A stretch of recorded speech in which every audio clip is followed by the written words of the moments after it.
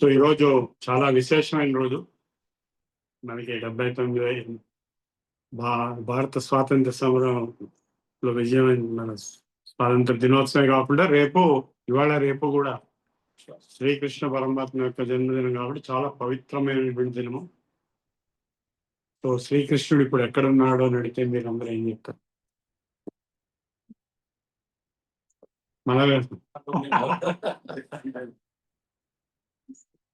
అదే విషయం వేదాంత శాస్త్రంలో శతశ్లోకి ద్వారా ఈరోజు మనం తెలుసుకున్నాం. స్వాత్మ నిరూపణం ఆల్రెడీ అయిపోయింది. దృష్టాంతో నైవ దృష్ట త్రిభువన జఠరే సద్గురో జ్ఞానదాతు స్పర్శస్తే తత్ర కళ్యన్నయతి యతహో స్వర్ణతామశ్వసారం న స్పర్శత్వం తథాపి శ్రితచరణయుగే సద్గురు స్వీయ శిష్యే స్వీయం సౌమ్యం విధత్తే భవతి నిరుపమస్తేన అలౌకికోపి. కృష్ణం వందే జగద్గురుం. మనకందరికీ జగద్గురు అయినటువంటి శ్రీకృష్ణ పరమాత్ముడు ఈ రోజున అక్కడ మధురలో పుట్టడం జరిగింది. నేను ఆయన జన్మలో ఉన్నటువంటి అన్ని స్థలాలకు వెళ్ళాను. పుట్టిన స్థలం దగ్గర నుంచి ప్రతి స్థలానికి వెళ్ళాను.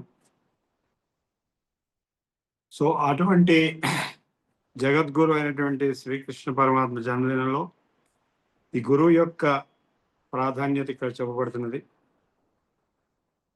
జ్ఞాన ప్రదాతమ ఉత్తమ గురువుతో పోల్పదగిన వస్తువు ముల్లోకంలో లేదు.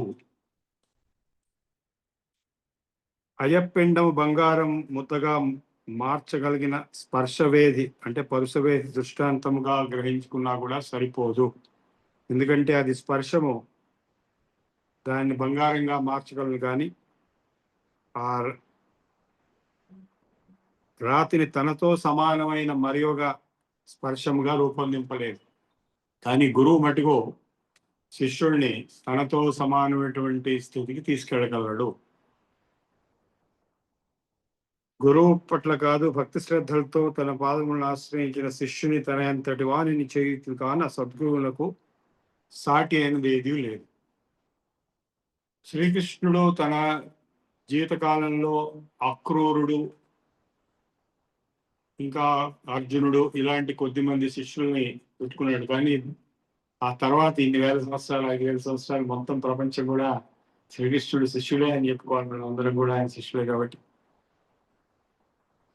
యద్వత్ శ్రీఖండ వృక్ష ప్రసృత పరిమళేనాభితోస్యాభివృక్షా శశ్వత్ సౌగ స్వభావజో అద్యతము సుహృతాం తా సమున్మూలయంతి ఆచార్య లబ్ధబోధాపి విధివశతః సన్నిధౌ సంస్థితానాం త్రేధా తాపం న పాపం సకరుణయా స్వోక్తిభిః క్షాళయంతి. చందన వృక్షము నుండి వెలువడు పరిమళంచే చుట్టుపక్కల ఇతర వృక్షములు కూడా పరిమళ భరితములై విధివశమున తమ ఆశ్రయింపవచ్చు. సకల ప్రాణులకు దేహతాపము పోగొట్టు మంచును వలె ఇతర దగ్గర ఉన్నటువంటి చెట్లు కూడా సుఖాన్ని ఇస్తాయి. అట్లే సద్గురు బోధలచే ఆత్మజ్ఞాన సంపన్నులైన శిష్యులను, ఇప్పుడు శంకరాచార్య గారి చుట్టూరా ఉన్నటువంటి 4 శిష్యులు 4 మఠాలకి అధిపతులైనట్టుగా ఆత్మజ్ఞాన సంపన్నులైన శిష్యులను కడు దయాళువులైన దైవయోగము చే తన చుట్టునట్లు మెరుగు జనులకు అందరకు తమ సూక్తులచే త్రివిధములకు పాపములను శాంతింపజేసి పాపముల రూపుమాపుదురు. సో తాపత్రయము 3 రకాల వేడులు ఉన్నాయి. అది మామూలుగా లౌకికంగా ఆకలి, క్రోధం, కామం, lust and anger and hunger. కానీ ఇంకో విధంగా ఆదిభౌతిక, ఆదిదైవిక, ఆధ్యాత్మికమైనటువంటి తాపములు. పాపములు 3 రకాలు: కాయికము, వాచికము, మానసిక. అందుకే సంధ్యావందనంలో యద్రాత్ర్య పాపమకాశం మనసా వాచ రాత్రిస్తదవలింపదు. ఆత్మానాత్మ ప్రతీతి ప్రథమమభిహిత సత్యమిథ్యాత్వయోగాత్ ద్వేధా బ్రహ్మ ప్రతీతిర్నిగమ నిగదిత స్వానుభూత్యోపపత్త్యా ఆద్యా దేహానుబంధాద్భవతి తదపరా సా చ సర్వాత్మకత్వా వాదౌ బ్రహ్మాహమస్మి ఇతి అనుభవ ఉదితే కల్పినం బ్రహ్మవత్ పశ్చాత్. సత్యము ఆత్మ, మిథ్యయున్నది అనాత్మ. మనం ఇంతకుముందు కూడా చాలాసార్లు గమనించాము. నేను లేను, నేను అసత్యము అని చెప్పడానికి వీల్లేదు. నేను ఉన్నానని చెప్పాల్సి వస్తుంది, నేను సత్యమనే చెప్పాల్సి వస్తుంది. కనుక ఆత్మ సత్యము, మిథ్యయున్నది అనాత్మ. మిథ్య అంటే మారిపోతూ ఉంటున్నది, శాశ్వతంగా లేనటువంటిది. ఈ ప్రపంచంలో కనపడే వస్తువులన్నీ కూడా అశాశ్వతములు. ఈ శరీరమే అశాశ్వతము, పదవులు అశాశ్వతములు, ధనములు అశాశ్వతములు. ఈ సత్యమిథ్యాత్వ యోగం వలన ఆత్మయనియు అనాత్మయనియు ప్రతీతి కలుగుచుండును. అందు బ్రహ్మ ప్రతీతి స్వానుభవము అపరోక్షాత్మానుభవము వలనను ఉపపత్తి వలనను ద్వివిధములుగా కలుగును. ఈ రెండు ప్రతీతులు క్రమముగా దేహానుబంధం వలనను సర్వాత్మత్వ భావము కలుగుచుండునని శృతులు చెప్పిన. ఇది బాగా అర్థం చేసుకోవాల్సిన విషయము. ఈ వివేకం వలన, ఆత్మానాత్మ వివేకం వలన, ఏది నేను ఏది నేను కాదు అనే వివేచన వలన నేననే తత్వము ఒకటే సత్యం, శాశ్వతం. అది అపరోక్షానుభూతి ద్వారా, అంటే పరోక్షం అంటే మనకి ఇంద్రియముల ద్వారా బయట కనపడుతున్నది, మనస్సు ద్వారా బయట కనపడుతున్నది పరోక్షం. ఈ రెండింటినీ ఆపేస్తే తనలో తాను ఉండిపోవడం అనే యోగ స్థితి ఏది ఉందో, ఆత్మస్థ యోగ అన్నాడు. యోగ చిత్తవృత్తి నిరోధత ద్రష్టు స్వరూపే అవస్థ. ఆ స్వరూపనిష్ట ఏదైతే ఉందో అది అపరోక్షానుభూతి. అది మనకి నిద్రలో ప్రతిరోజు వస్తున్నది కానీ మనకి తెలియదు. కానీ ధ్యానం సమాధితో అది తెలుసుకునేట్టుగా అదే స్థితి వస్తుంది, విత్ తెలివితో సహా. అందుకే ఈ సాధన చతుష్టయ సంపత్తిలో మొదటి చెప్పినటువంటి శమధమాది శక్తి సంపత్తిలో సమాధానం అని ఒకటి రాష్ట్రంలో ఉంది. అది సమాధి అని చెప్పుకోవాలి. అంటే సమాహితాంతరాత్మ అంటే డీప్ మెడిటేషన్, తనలో తాను ఉండిపోవటం. తనలో తాను ఉండిపోవటమే యోగము. అది అపరోక్షానుభూతి. అందు బ్రహ్మ ప్రతీతి స్వానుభవము. సో ఏషా బ్రాహ్మీ స్థితి పార్థ నైవాం ప్రాప్య విముక్తి స్థిత్వాస్యాం అంతకాలేపి బ్రహ్మ నిర్వాణం రుచ్చతి అని 2వ అధ్యాయం ఆఖరిలో సెలవిచ్చారు. సో ఈ బ్రాహ్మీ స్థితి ఎప్పుడైతే వస్తుందో అంటే బ్రహ్మాకార వృత్తి అనేది ఒకటి. శ్రవణ మనన నిధ్యాసముల వలన బ్రహ్మస్వరూపము, ఆత్మ బ్రహ్మైక్య స్వరూపము బ్రహ్మాకార వృత్తి కింద అపరోక్షానుభూతిలో నిలిచిపోతే అది శాశ్వతంగా ఉండిపోవటమే మోక్ష స్థితి, జీవన్ముక్త స్థితి. ఈ బ్రహ్మ ప్రతీతి స్వానుభవము అపరోక్షాత్మానుభవం వలనను ఉపపత్తి వలనను ద్వివిధములుగా కలుగును.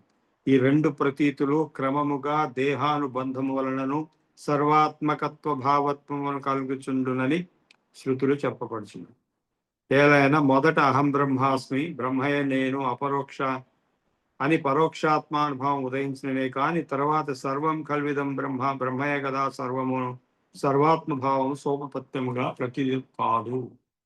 సో ఇక్కడ చాలా ముఖ్యమైన విషయం గమనించాల్సింది ఏంటంటే, నేను సత్యము, నేను బ్రహ్మమును. అంటే బ్రహ్మం అంటే సత్యం, సత్యం జ్ఞానం అనంతం బ్రహ్మ.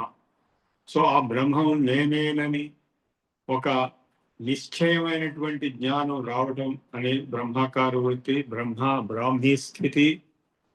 అదే మోక్ష స్థితి, జీవన్ముక్త స్థితి. మరి ఈ జగత్ ఏంటి అనేది క్వశ్చన్ వచ్చినప్పుడు జగత్ మిథ్య అని చెప్పాము. మిథ్య అయినా కూడా ఈ మిథ్య కూడా నాలోనే ఉన్నది కాబట్టి ఈ జగత్తంతా నేనే అనేటువంటిది కూడా సర్వం ఖలిదం బ్రహ్మ, అయం ఆత్మ బ్రహ్మ, తత్వమసి, అహం బ్రహ్మాస్మి, 4టికి వచ్చేటువంటి ఫైనల్ ఇంపోర్ట్. అంటే జగత్తులో ఏ వస్తువైనా నేనే అదే విశ్వరూపంగా శ్రీకృష్ణ భగవాను 11వ అధ్యాయంలో వివరించాడు. పశ్చమే పార్థ రూపాణి శతశోభ సహస్రశ నానా విధాని దివ్యాని నానావర్ణాకృతేని చ పశ్య ఆదిత్యాన్ వసూన్ రుద్రాన్ అశ్వినో మరుదస్తథా బహూని అదృష్టపూర్వాణి పశ్యాశ్చర్యాణి భారత ఇహైకస్థం జగత్కృత్యం పశ్చాద్య సచరాచరం మమ దేహే గుడాకేశ యచ్చాన్య ద్రష్టుమిచ్చసి. అంటే ఈ అనేకమైన రూపములతో ఉన్నటువంటి ఈ విశ్వం మొత్తం ఏకత్వం, ఏకస్థం జగత్కృష్ణం పశ్చాద్య మమ సచరాచరం, నాలో ఒక్కడి అయినటువంటి నాలో ఈ బహుత్వమైనటువంటి విశ్వాన్ని చూడు అన్నాడు. అంటే సర్వం కల్విదం బ్రహ్మ అనేది విశ్వరూపం. అహం బ్రహ్మాస్మి అనేటువంటిది అంతర్గతమైనటువంటి అపరోక్షానుభూతి. ఈ రెండు కాన్వర్జెన్స్, రెండు ఒకే పాయింట్ లో కలిసిపోతాయి. అందుకే జీవన్ముక్తుడు, స్థితప్రజ్ఞుడు, యోగి, గుణాతీతుడు, పరమభక్తుడు వీళ్ళందరూ తనయందు అఖిల భూతములందు నొకభంగి సమహితత్వంబున వరగువాడు ప్రహ్లాదుడు అటువంటి వాడు. పెద్దల గొడగొన్న భృత్యుని కైవడి వంగి నమస్కృతులు చేయువాడు. అన్యకాంతలడ్డమైన మాతృభావన చేసి మరలువాడు. సో అటువంటి సహజమైనటువంటి జీవన్ముక్త స్థితి ప్రహ్లాదుడికి ఏదైతే ఉండిందో అది అనేక మందికి, దత్తాత్రేయుడికి కానీ రాముడికి కూడా ఉండింది. రాముడు కూడా ముక్తుడు. యోగ వాసిష్టంలో పూర్తి జ్ఞానం వచ్చిన తర్వాత రాముడు ముక్తుడైనాడు. అందుకే హనుమంతుడు రాముడి కంటే చాలా గొప్పవాడైనప్పటికీ, అనేక శక్తులుండి, అష్టసిద్ధులుండి, ఆకాశగమనం ఇలాంటివన్నీ ఉన్నప్పటికీ హనుమంతుడు రాముడిని గురువుగా ఎంచుకుంది. ఎందుకు? It should be other way round. ఎందుకంటే రాముడు జ్ఞాని, ముక్తుడు. ఆ యోగ వాసిష్టంలోనే అది వచ్చింది. అందుకే అది వచ్చిన తర్వాతనే ఆయన నాకు రాజ్యం వద్దు, ఏమొద్దు, నేను అడిగిపోతానంటే అట్లా కాదు, నువ్వు జ్ఞాని అయ్యుండి జీవన్ముక్త స్థితిలో ఉండి రాజ్యం చేయాలి. అప్పుడే నీ ధర్మం నువ్వు చేస్తున్నట్టు, నువ్వు ప్రపంచానికి నీ వల్ల ఉపయోగం వస్తుంది. అడిలో పోయి ముక్కు మూసింది గుహలో సమాధిలో కూర్చుంటే ఈ ప్రపంచానికి నీ వల్ల ఏం ఉపయోగం రాదు అని వశిష్ఠుడు ఆయన్ని వారించాడు. కానీ అట్లాగే ఆ పట్టాభిషేకం ముందు రోజు వెళ్ళిపోవాల్సి వచ్చింది. కానీ దానికి పెద్ద మహత్ ప్రయోజనం ఉంది, రాక్షస సంహారం అంతా. సో ఈ జ్ఞాన స్థితి, మోక్ష స్థితి, జీవన్ముక్త స్థితి భగవద్గీతలో అనేక పేర్లతో చెప్పబడింది. స్థిత ప్రజ్ఞ లక్షణంలో చెప్పాడు, తర్వాత 6వ అధ్యాయంలో యోగి లక్షణంలో చెప్పాడు, 12వ అధ్యాయంలో భక్తుడి లక్షణంలో చెప్పాడు, తర్వాత 14వ అధ్యాయంలో గుణాతీతుడి లక్షణంలో చెప్పాడు. సో ఏం చెప్పినా చివరికి ఒకటే అనేది మనకు తెలుస్తున్నది. ఆ స్థితిలో ఉన్నవాళ్ళు చాలా కొద్ది మంది. రాముడు ఒకడు, కృష్ణుడు అఫ్ కోర్స్, కృష్ణ పరమాత్మ, కృష్ణ భగవానుడు. ఒక రాముడికి కృష్ణుడి తేడా ఏంటంటే రాముడు తనను తాను మనిషిగానే చెప్పుకున్నాడు. యుద్ధంలో రావణ సంహారం జరిగేటప్పుడు యుద్ధంలో దేవతలందరూ వచ్చి బ్రహ్మతో సహా, ఓ రామా నువ్వు ఎవరు అనుకుంటున్నావు, నువ్వు విష్ణు యొక్క అవతారము అంటే ఆయన జవాబు చెప్పింది ఏంటంటే ఆత్మానం మానుషం మన్నే దశరథాత్మజం, నేను కేవలం మనిషిని, దశరథుడి కొడుకుని. అదే శ్రీకృష్ణ పరమాత్మ ఆపోజిట్, విశ్వరూపం చూపించాడు 4 సార్లు చూపించాడు. సో లీలా మానుష విగ్రహం, మాయా మానుష విగ్రహం. శ్రీకృష్ణుడు పరిపూర్ణ అవతారం, 16 కళలు ఒక అటువంటి శుభదినమైనటువంటి ఈ రోజున మనం ఆత్మజ్ఞానం గురించి తెలుసుకోవడం మన అదృష్టం. యో మామేవ అసమ్మూఢో జానాతి పురుషోత్తమం స సర్వవిద్ భవతి మాం సర్వభావేన భారత. సో ఈ సర్వవిత్, సర్వభావేన అండ్ విశ్వరూపం, పురుషోత్తముడు, ఇవన్నీ కూడా కాన్వర్జెన్స్ ఒకటే పాయింట్ లో లీనం అయిపోతున్నాయి. ఆత్మ చిద్విత్ సుఖాత్మ అనుభవ పరిచిత సర్వదేహాదియంత సత్యేవం మూఢబుద్ధి భజతి జనో అనిత్య దేహాత్మ బుద్ధిం బాహ్యోస్థి స్నాయు మజ్జ ఫల రుధిర వస చర్మ మేధోయుగత్ విర్భుశ్లేష్మపూర్ణం మూత్రశ్లేష్మపూర్ణం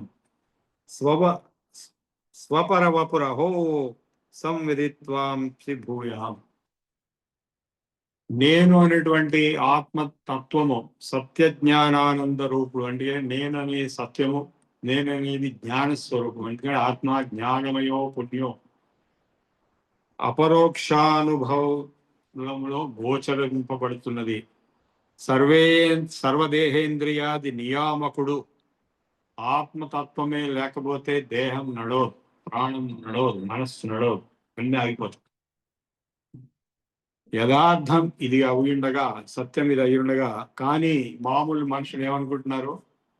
స్వపర దేహములు పెక్కింటిని నిత్యమును చూచుచు అందు స్థూల దేహము ఎముకలు నులి నరములు మధ్య మాంసము రక్తము వస మేధస్సు వీని సముదాయమనియు అస్తు శరీరాంతర్భాగము మలమూత్ర శ్లేష్మ పూర్ణమనియు దేహతత్వమును తెలిసికొనియు మరచి అవివేకి అయి అనిత్య దేహమునందే ఆత్మభావన చేసి శరీర తాదాత్మ్యం పొంది మిలుచుండు. అది మాయా ప్రభావం. ఆత్మా జ్ఞానమయో పుణ్యో దేహో మాంసమయో అశుచి తయోరైక్యం ప్రపంచంతి కిమజ్ఞానమత పరం అని ఆత్మ బోధలు కూడా చెప్పాడు శంకరాచార్య గారు.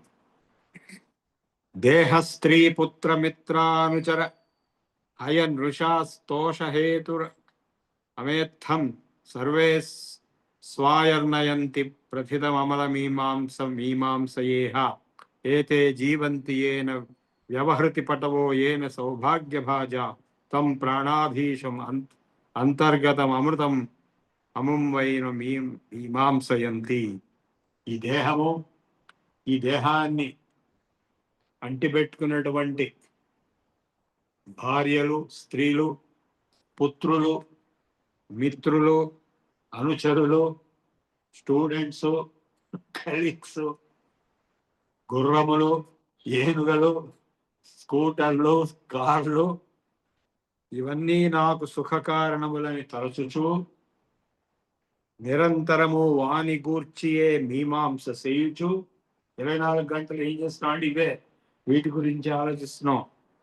అందరూ తమ తమ జీవితములు వ్యర్థముగా గడుపుతున్నారు.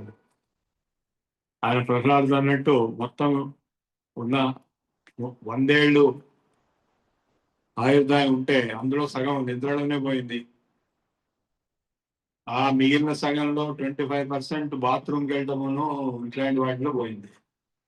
ఇంకా మిగిలిన ఏమైనా ఉంటే అది కూడా ఇట్లాంటివి పిల్లల గురించి, కార్ల గురించి, స్కూటర్ల గురించి ఆదుర్దాలు పడి నానా పరుగులు, ఉరుకులు, కష్టాలు, దాంతో పోయి చివరికి నేనెవరు, నేను ఎందుకు వచ్చాను ఈ ప్రపంచంలోకి, నేను ఇక్కడి నుంచి ఎక్కడికి వెళ్తాను, ఎక్కడి నుంచి అని ఎవరికి ఆలోచించే టైం కూడా లేదు. ఇంతకంటే ఇంపార్టెంట్ టాపిక్ ఇంకోటి లేదు.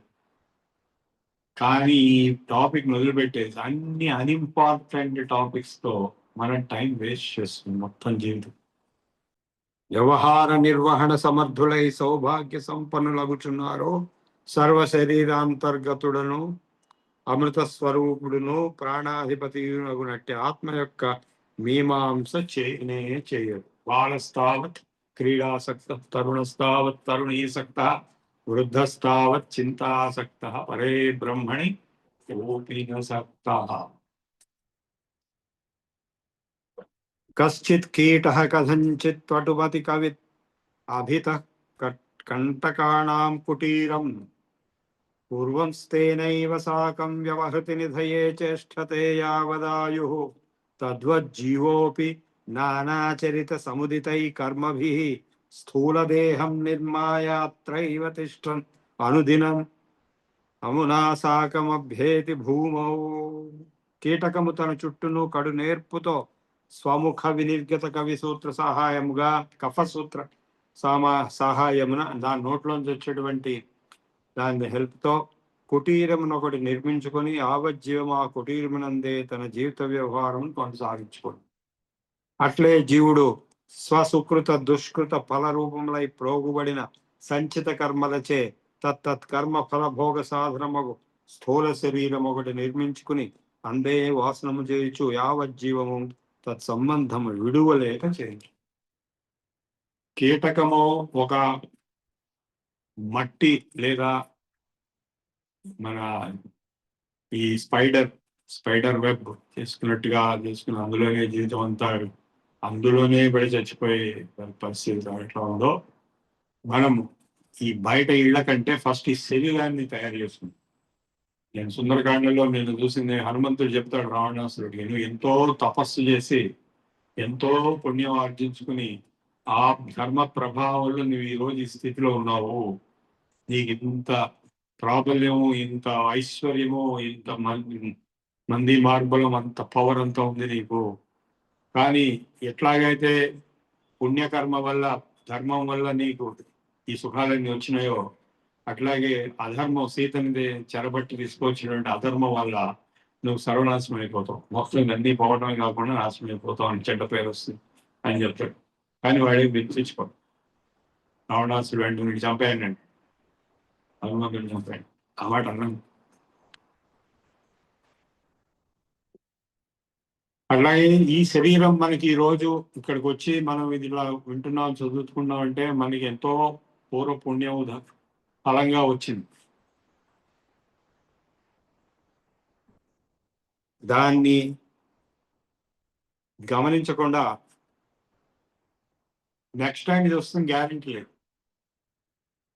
ఎటువంటి శరీరం వస్తుందో తెలియదు. మనకి చేసిన కర్మను బట్టి వస్తుంది, ఈ జన్మలో చేసిన కర్మను బట్టి.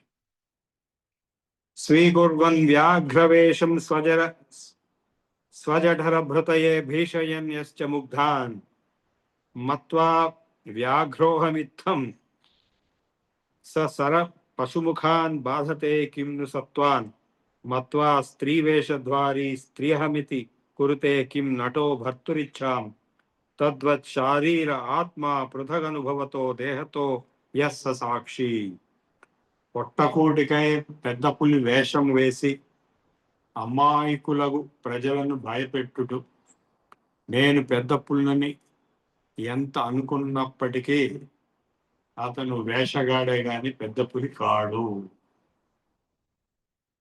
పెద్ద పులి వలె అతడు మనుషులను గాని మృగాదులను గాని హింసింపగలేడు. పురుషుడు స్త్రీ వేషమును నేను స్త్రీని అని ఎంత భావన చేసినాడు, అతడు స్త్రీ వలె భర్త యొక్క కోరికలు తీర్చగలడా? అట్లే జీవుడు అంటే ఆత్మ భిన్న భిన్న శరీరములతో ఎన్ని వేషములు దాల్చినను నేనే శరీరముని గాఢముగా ఎంత తాదాత్మ్యం అభిమానంతో ఉన్ననో ఆ ఆత్మ శరీరం కాదు. ఇప్పుడు ఈ జీవితంలోనే మనకి అనేకమైనటువంటి పాత్రలు, వేషాలు వేసాం. మనం ఒక్కొక్క ఉద్యోగం, ఒక్కొక్క పెద్ద వేషం, అంతకుముందు స్టూడెంట్ వేషం, అంతకుముందు ఇంకో వేషం. ఈ వేషాలన్నీ వెధవ వేషాలు అంటుంటారు మనం, ఇన్ని వేసి వేసి వేసి వేసి ఈ ఒక్క బాడీ తోటి ఇంకా ఇట్లా ఎన్నో బాడీస్ తోటి ఎన్నో జీవితాలు, ఎన్నో వేషాలు వేస్తూ వచ్చాము. నేనే శరీరమునని గాఢముగా ఎంత తాదాత్మ్య అభిమానంతో ఉన్ననో ఆ శరీరము నువ్వు కాదు. టైం వేస్తే వెళ్ళిపోతుంది, అయిపోయింది, ఫినిష్డ్. భజ గోవిందం భజ గోవిందం గోవిందం భజ మూఢమతే సంప్రాప్తే సన్నిహితే కాలే నహి నహి రక్షతి. ఏది రక్షించి కేవలం హరినామ స్మరణ ఒకటే. అందుకే భజ గోవిందం గోవిందం భజ మూఢమతే సంప్రాప్తే సన్నిహితే కాలే నహి నహి రక్షతి. స్వం బాలం రోదమానం చిరతర సమయం శాంతిమానేతుమగ్రే ద్రాక్షం ఖర్జూరం ఆమ్రం సుకదళమథనా యోజయత్ అంబికాస్యాచ తద్వచ్చేతో అమూఢం బహుజన నభవాన్ మౌఢ్య సంస్కార యోగాత్ బోధోపాయైరనేకైరవశముపనిషద్ బోధయామాస సమ్యక్.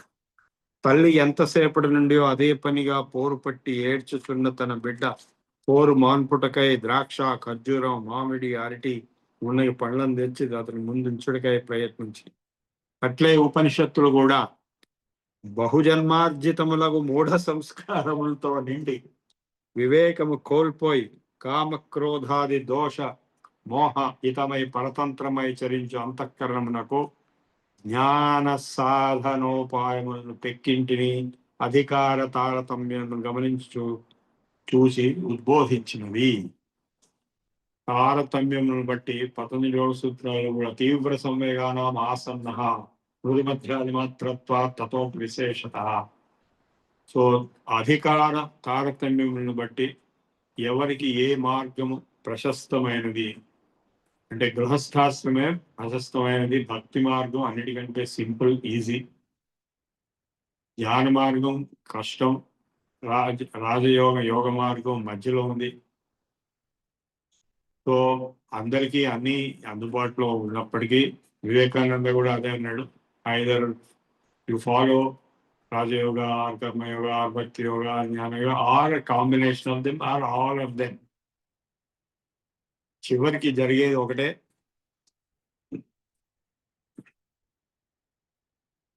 భార్యాపుత్ర ధనాదులు ప్రీతి కలిగించేంత వరకు ప్రేములను, దుఃఖములను కలిగించేంత వరకు అప్రియములను ఉండవచ్చు. చాలా మంది నాకు తెలిసిన వాళ్ళు భార్య పిల్లలతోటి చాలా దుఃఖాలే పడుతున్నారు. సుఖాలు పడి ఉండొచ్చు ఎప్పుడో. సో పారిపోయే వాళ్ళు ఉన్నారు, టెంపరీగా పారిపోయే వాళ్ళు ఉన్నారు, పర్మనెంట్ గా పారిపోయే వాళ్ళు కూడా ఉన్నారు.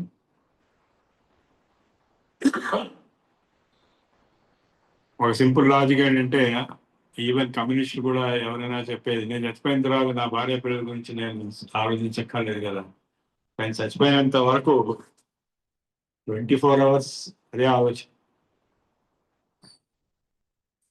భార్యాపుత్ర ధనాదులు ప్రీతిని కలిగించినంత వరకు ప్రియములు, దుఃఖమును కలిగినంత వరకు అప్రియములు. అందుకే సుఖానుషయి రాగ, ఎప్పుడైతే మీకు సుఖం వస్తున్నదో ఏ వస్తువు నుంచి కానీ ఏ వ్యక్తి నుంచి కానీ ఆ వస్తువు మీద కానీ ఆ వ్యక్తి మీద కానీ అనురాగం ఉంటుంది, ప్రేమ. ఎప్పుడైతే దుఃఖం వస్తున్నదో ఆ వ్యక్తి నుంచి కానీ ఆ వస్తువు నుంచి కానీ వెంటనే ద్వేషం. దుఃఖానుషాయి ద్వేష, ఇవి కూడా యోగ సూత్రాల్లో ఉన్నాయి. ఒకప్పుడు అప్రియమైన ప్రియమును, ప్రియమైన అప్రియం కూడా నవ్వును. కాన నిరంతరము ప్రియమయపు వస్తువు ఏంటి? నేను. అంటే మరి ఆత్మహత్య చేసుకున్న వాళ్ళ సంగతి ఏంటండి అంటే, ఆత్మహత్య ఎందుకు చేసుకుంటున్నారు? నేనంటే ద్వేషం అని కాదు, బాధలు పడలేక చేసుకుంటాను. బతుకుంటే పడే బాధలు పడలేక, వాటిని అధిగమించే మార్గం లేక, తప్పించుకొని పారిపోయేది కూడా సంభవం కాకపోతే చావు తప్ప ఇంకోటి లేదని కూడా అర్థం చేసుకుంటాం. అంతేగాని అన్నిటికంటే ప్రియమైనది నేను అనేటువంటి ఫీలింగ్. ఇప్పుడు మీరు ఏ మనిషికైనా ఒక ఫోటో ఆల్బమ్ చూపించారనుకోండి, ఆ ఫోటోలో తను ఎక్కడ ఉన్నాడో చూసుకుంటాడు ఫస్ట్. నేను తను స్వీటెస్ట్ థాట్స్. శ్రేయ ప్రేయశ్చ లోకే, శ్రేయశ్చ ప్రేయశ్చ మన కఠోపనిషత్తులో కూడా ఉంది కదా. శ్రేయ ప్రేయశ్చ లోకే ద్వివిధం అవిహితం కామ్యమాత్యంతికం చ కామ్యం దుఃఖైక బీజం క్షణలవ విరసం తచ్చికీర్షంతి మందా బ్రహ్మైవాత్మంతి కం నిరతిశయ సుఖం సుఖస్యాస్పదం సంశ్రయంతే తత్వజ్ఞాస్తశ్చ కాఠోపనిషద్ అభీతం షడ్విధాయాం చ వల్యాం. శ్రేయస్సు అనగా సుకృత సాధనము, ప్రేయస్సు అనగా ప్రియమును కూర్చున్నది. ఇందు ప్రేయస్సు కామ్యముగాన అనిత్యము, శ్రేయస్సు ఆత్యంతికముగాన నిత్యము. కామ్యము ప్రియమయ్యును సర్వదుఃఖములకు బీజరూపమగుటచే క్షణాంతరమున విరసమగును. అయినను మందబుద్ధులకు కామ్యమందే ఇచ్చ పొడుగుతుంది. తత్వజ్ఞులు సుఖస్వరూపుడు అత్యంతికము బ్రహ్మనే ఆశ్రయింతుడు అని కఠోపనిషత్తులో 6 వల్లులలో ప్రతిపాదింపబడి. సో ఏది శ్రేయస్సో అది తెలుసుకుని, అంటే బ్రహ్మాత్మత్వ ఏకత్వం జ్ఞానమే శ్రేయస్సు. మిగిలినంత కూడా కేవలం ప్రేయస్ మటికే, ప్రియం మటికే, శ్రేయస్గా. ఎందుకంటే ప్రియంగా ఉన్నవన్నీ కొంతవరకే ఉంటాయి, తర్వాత ఉండవు. అప్రియముగా కూడా అవుతాయి, దానివల్ల దుఃఖం కూడా వస్తుంది. ఆత్మాంబోధే తరంగో అస్మ్యహం ఇతి గమనే భావయన్నావ ఆననస్థః సంవిత్ సూత్రానువిద్ధో మణిరహమితి వాస్మీంద్రియార్థ ప్రతీతౌ దృష్టోస్యాత్మా అవలోకాదితి శయన విధౌ మగ్న ఆనంద సింధౌ అంతర్నిష్ఠో ముముక్షు స ఖలు తనుభృతాం యో నయత్యేవ మాయుః. గమన సమయమున నేను ఆత్మయను మహాసముద్రముపై తేలియాడు తరంగమనియు, ఆసనమున ఉపవిష్ఠుడై జ్ఞానమును సూత్రమున గుర్చిన మణిని అనియు, ఇంద్రియముల ద్వారా బహిర్విషయములు దర్శించినప్పుడు సర్వవ్యాపకాత్మావలోకంచే అపరోక్ష సాక్షాత్కారము కలిగినదనియు, శమన సమయమున సర్వేంద్రియార్థోపరతిచే అంతర్దృష్టి కలిగి ఆనంద సముద్రమున తేలియాడుచుంటుననియు, ఇట్లు సర్వావస్థలయందును అంతర్నిష్ఠుడై ఎవడు భావన చేయుచు గడుపునో అతడే ముముక్షువు. ముముక్షు అంటే మోక్షము కాంక్షించేవాడు, మోక్షం కావాలని పట్టుదలతో శ్రమించేవాడు ముముక్షు. ఆ ముముక్షు ఎలాంటి వాడు అంటే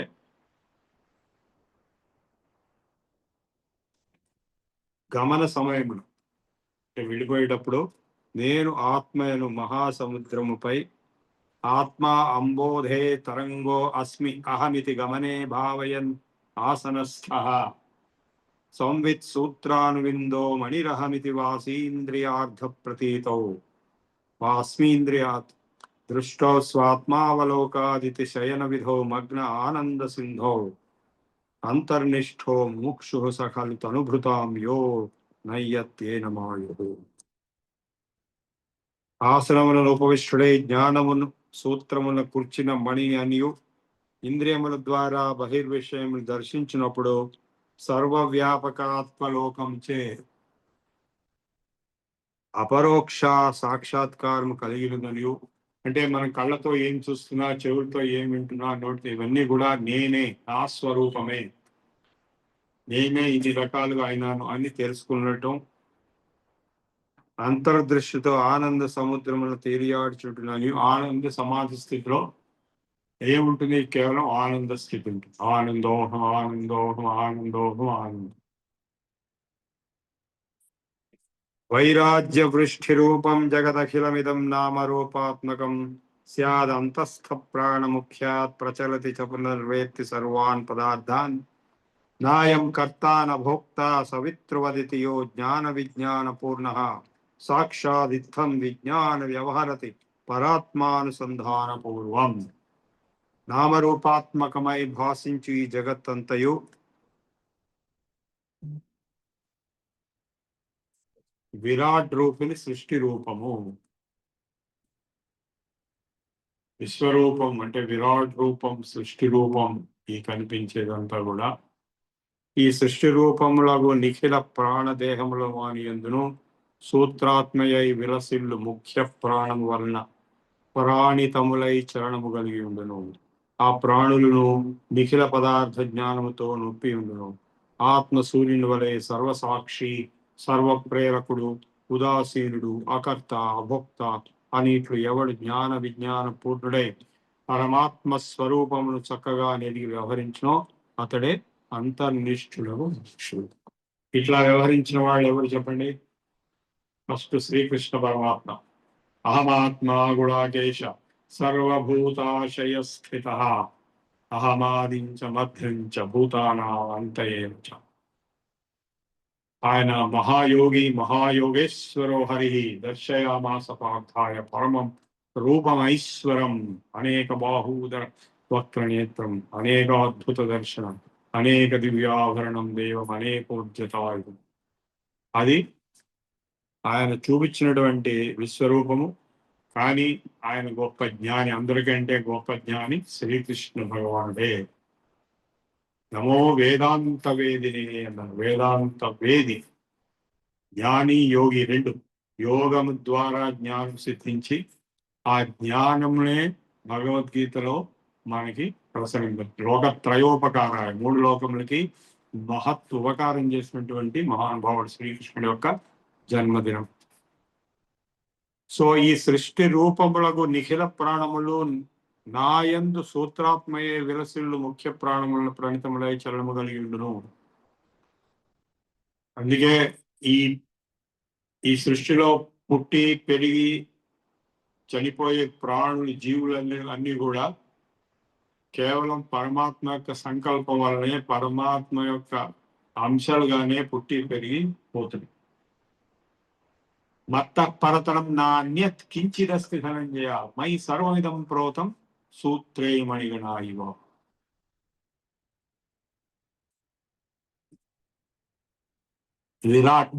విరాట్ రూపం ఏదైతే ఉందో అది మనకి భగవద్గీత 11వ అధ్యాయంలో కనపడుతుంది.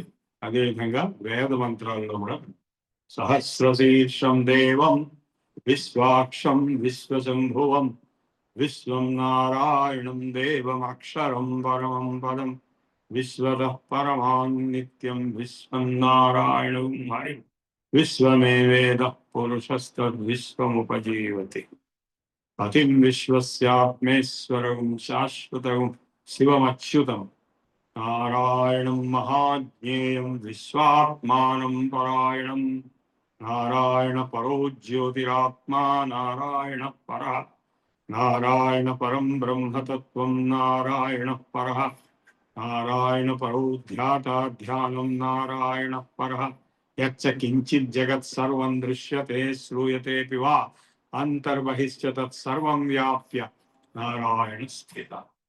భాగవత పురాణంలో కూడా విశ్వం మొత్తము ఎక్కడ సందులు రంధ్రాలు క్రాక్స్ కూడా లేకుండా నిండి ఉన్నాడు. ఇందుగలడండి లేడు సందేహం శక్తి రూపడు. ఆ డిస్క్రిప్షన్ ఏదైతే వేద మంత్రాల్లో పురుష సూక్తంలో నారాయణ సూక్తంలో అంటే మంత్రపుష్పంలో ఉందో అదే 11వ అధ్యాయం విశ్వరూపంలో మనకు కనిపిస్తుంది. అది ఆయనకు ఒక్కడికైనా అంటే కాదు, మనకు కూడా ఉంది. మనం ఆ లెవెల్కి వెళ్ళగలిగితే, ఎందుకంటే అన్ని ఆత్మలు శ్రీకృష్ణుడే అయినప్పుడు, నేను కూడా శ్రీకృష్ణుడు అయినప్పుడు, నేను కూడా విశ్వరూపం ఉంది, నాకు కూడా శ్రీకృష్ణుడే. సో ఆ రియలైజేషనే మోక్ష స్థితి. నైర్వేద్యం జ్ఞానగర్భం ద్వివిధమభిహితం తత్ర వైరాగ్యమాద్యం ప్రాయో దుఃఖావలోకాద్భవతి గృహసుహృత్సూత్ర విత్తైషణాదే అన్యజ్ఞానోపదేశాదుదిత విషయేన అంతర్వద్ధేయతా స్యాత్ ప్రవ్రాజ్యాపి విధాస్యాన్నియమిత మనసాం దేహతో గేహతశ్చ. వైరాగ్యము నైర్వేద్యమనియు జ్ఞానగర్భమనియు ద్వివిధములు. అందు భార్యాపుత్ర ధనాదుల వలన కలుగు నిరంతర దుఃఖానుభవముచే జనించు విరక్తి మొదటిది. శ్మశాన వైరాగ్యం అని ఒకటి ఉంది, ప్రసూతి వైరాగ్యం అని ఉంటుంది. తెలుసు, ఎవరైనా చనిపోయినప్పుడు మనం శ్మశానానికి వెళ్ళి ఆ దహన కర్మకాండ అంతా బయటకు వచ్చిన తర్వాత ఎలాంటి మనస్థితి ఉంటుంది? వైరాగ్యం, శ్మశాన వైరాగ్యం. అదేవిధంగా ప్రసూతి వైరాగ్యం కూడా ఉంది. పుట్టినప్పుడు కూడా అంత నరకం అనుభవించి, పొట్టలో గర్భ నరకం అనుభవించి బయటకు వస్తారు, లాగానే వస్తారు. సో అట్లా వచ్చేటువంటిది ఒక కేటగిరీ ఆఫ్ వైరాగ్యం. కానీ సద్గురు జ్ఞాన బోధ ఉపదేశం చే కలుగు జ్ఞాన గర్భము వైరాగ్యం రెండవ. నిత్యానిత్య వస్తు వివేకం వలన ఇహాముత్ర ఫలభోగి విరక్తి ఆటోమేటిక్ వస్తుంది. ఎందుకంటే దేని గురించి నేను రక్తి చూపించవలను, ఇదంతా అనిత్యము, మిథ్య, లేనిది, అంతా ఆపోజిట్. మనం అనుకునే దానికి ఆపోజిట్ ఈజ్ రియాలిటీ. చాలా ప్లెజెంట్ గా మాట్లాడాలనుకోండి ఫోన్ చేసి, దాని అర్థం ఏంటి? నెక్స్ట్ ఒక సైబర్ క్రైమ్ జరుగుతుంది, కొన్ని లక్షల్లో కోట్లో మీ దగ్గర నుంచి సైబర్ అయిపోతుంది. ఇట్లాగే ఒక వ్యక్తి మీ దగ్గరికి వచ్చి చాలా స్నేహపూర్వకంగా మర్యాదగా ప్రీతిగా మాట్లాడాడు అనుకోండి, దాని వెనకాల ఒక స్కీమ్ ఉంటుంది. ఇప్పుడు అట్లాగే అమెరికా ఒక దేశాన్ని ఫ్రెండ్ అని చెప్పి బాగా దగ్గర తీస్తే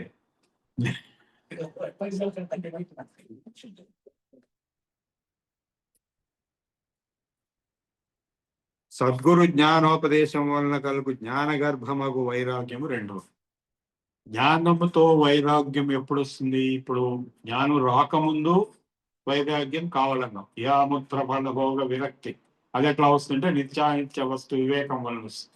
కానీ జ్ఞానం వచ్చిన తర్వాత వాడు ఆటోమేటిక్ వైరాగ్యం ఉంది. ఎందుకంటే దేని గురించి వాడు రక్తి పొందాలి, దేని గురించి కోరికలు పెట్టుకోవాలి, దేని గురించి వెంపర్లాడాలి.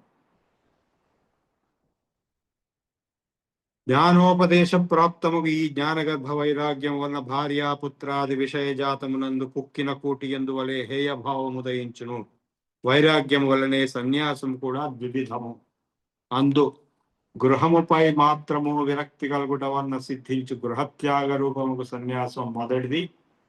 జ్ఞానగర్భ వైరాగ్య సంపద చే దేహతాదాత్మ్యాభిమానము లేకపోవటం వలన నెలకొను దేహాభిమాన త్యాగ రూపముకు సన్యాసము రెండవది.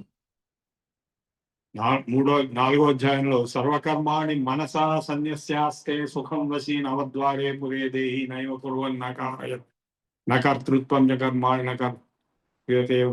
కర్మఫల సంయోగం చ స్వభావస్తు ప్రవర్తతే నాదత్తే కస్యచిత్ పాపం న చైవ సుకృతం విభు అజ్ఞానేనావృతం జ్ఞానం తేన ముక్త్యంతి జంతం. సుఖాన్ని కావాలనుకున్నవాడు అన్ని కర్మలని, అన్ని పనులని, అన్ని బంధాలని మనస్సుతో సన్యసిస్తాడు.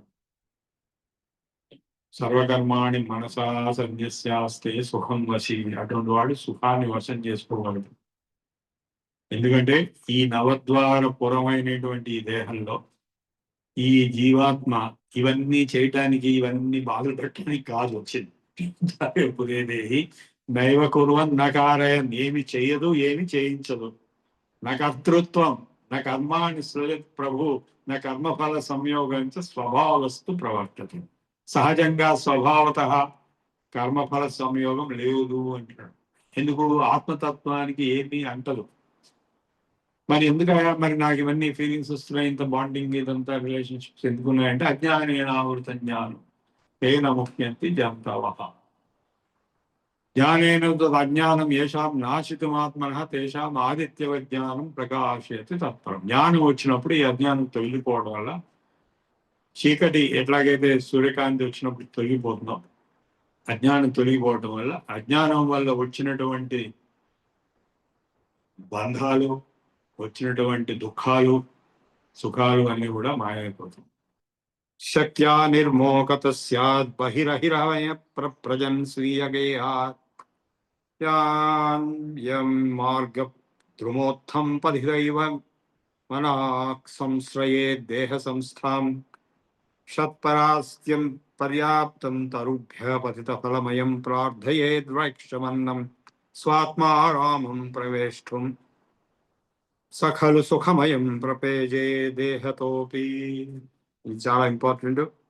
పాము కుబుసమును విడిచి అది తన శరీరమే అయినను దాని యందు మమతాభిమానములు విడిచి హేయ భావముతో దూరముగా తొలగిపోనట్లు విరక్తుడగు పురుషుడు గృహమును విడిచిపోవలను. అట్లు పోవచ్చు నతడు బాటసారి మార్గమధ్యమున తాత్కాలికముగా వృక్షఛాయను చేరి దేహ సంరక్షణను చేసుకున్నట్లు తన దేహ సంరక్షణలకు ఆవశ్యకం కావలసిన సాధనములను అవలంబించి వృక్షములను ప్రార్థించి రాలిన ఫలమును భిక్షానముగా గ్రహించుచు శుద్ధాదును ఉపనయించుకొంచుండవలను. తుదకు అద్వయానంద స్వరూపు స్వాత్మారామమున విశ్రాంతికై దేహతాదాత్మ్యతాభిమాన త్యాగపూర్వక దేహ సన్యాసం చేయాలి.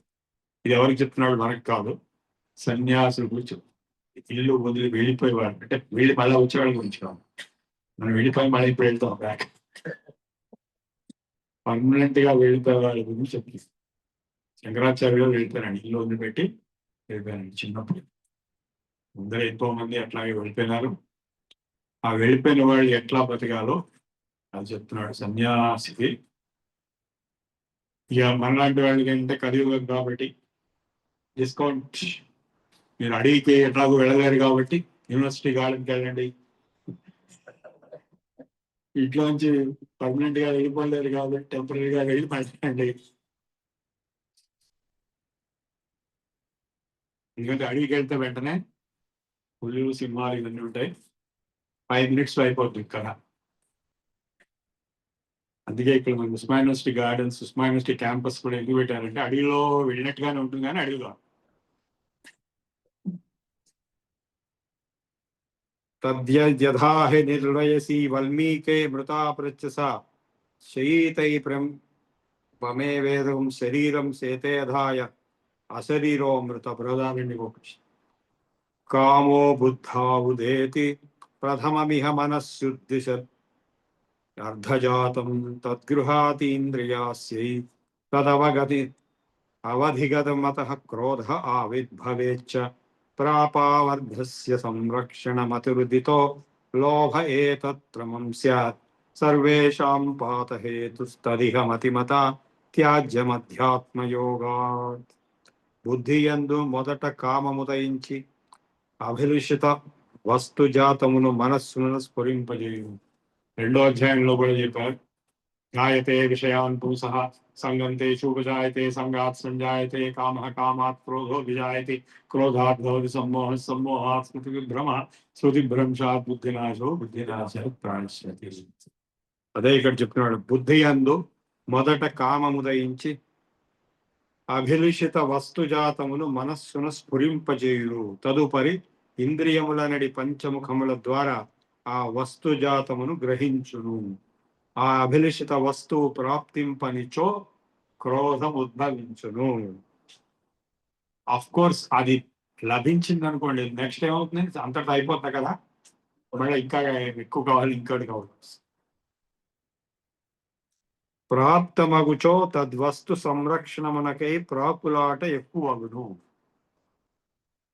ఇప్పుడు నిన్న న్యూస్ లో వచ్చింది ఏంటంటే, మన టి సుబ్బిరామరెడ్డి ఉన్నాడు కదా, మల్టీ మిలియనర్, ఆయన ఇప్పుడు దరిద్రంలో కూలిపోయినాడు, అందరినీ అప్పులు అడుగుతున్నాడు. నా దగ్గర యోగా కూడా నేర్చుకున్నాడు చాలా ఏళ్ళకి.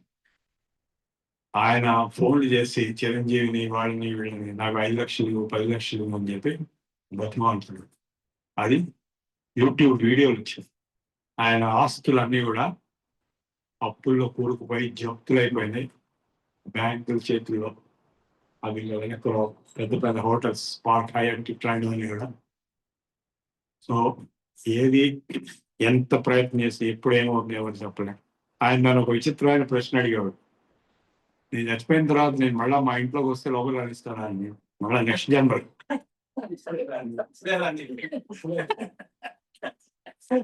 ఎలా డబ్బులు ఎలా వచ్చాయి అలాగే పోయాయి. డబ్బులు వచ్చాయి.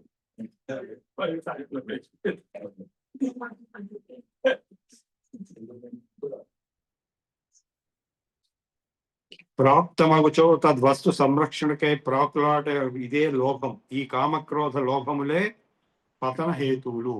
నరకానికి 3 ద్వారాలు ఉన్నాయి. ఏంటంటే కామక్రోధశ్చ లోభశ్చ. వివేకశాలి అధ్యాత్మ యోగానుసంధానంచే ఈ 3టిని విడువవలెను. దానం బ్రహ్మార్పణం యత్ క్రియత ఇహ నృభిః స్యాత్ క్షమా క్రోధ సంజ్ఞా శ్రద్ధాస్తిక్యం చ సత్యం సదితి పరమతః సేత సంజ్ఞం చతుష్కం ఉత్పాద్య తత్స్యాద్బంధాయ జంతోరితి చతుర ఇమాన్ దానపూర్వైశ్చతుర్భిః తీర్త్వా శ్రేయో అమృతం చ శ్రేత ఇహ నర స్వర్గతిం జ్యోతిరాస్తిం. బ్రహ్మార్పణము చేయబడినదే దానము. బ్రహ్మార్పణం చేయబడినదే దానము. అక్రోధమే క్షమ, ఆస్తిక్యమే శ్రద్ధ, సద్రూపమగు త్రికాలాబాధ్యమకు బ్రహ్మయే సత్యం. సత్యం జ్ఞానం అనంతం బ్రహ్మ. ఏతద్విలక్షణములగు సకామదానము, అక్రోధముగాని క్షమ, ఆస్తిక్యము లేని శ్రద్ధ, త్రికాలాబాధ్యముగాని వ్యావహారిక సత్యము, ఈ 4టికి సేతు అని పేరు. ఈ సకామ దానాదులు బంధహేతువులుగాన సంసారము పునరావృతం అవుతుంది. కాన మానవుడు సేతు సంజ్ఞగల ఈ 4టిని పైన చెప్పిన దానపూర్వకములకు 4 శాసనములతో తరించి క్రమముగా దేవత్వము నుండి శ్రేయో రూపము అమృత రూపము పరంజ్యోతి రూపం పొంది. ఈ ఎవల్యూషన్ అనేది ఏవుతుందో అనిమల్ నుంచి human stage with in humans human evolution అనేది ఒకటి ఉంది. అంటే మ్యాక్సిమం ఎవల్యూషన్ జరిగితే ఇప్పుడు యోగ సూత్రాలు దీని గురించి పరిణామ ఏంటి చెప్పాడు. సో మ్యాక్సిమం ఎవల్యూషన్ హ్యూమన్ లైఫ్లో జరిగితే వాడు సిద్ధుడు అవుతాడు, అంటే సక్సెస్ఫుల్ యోగ సిద్ధుడు అవుతాడు, జ్ఞాని అవుతాడు.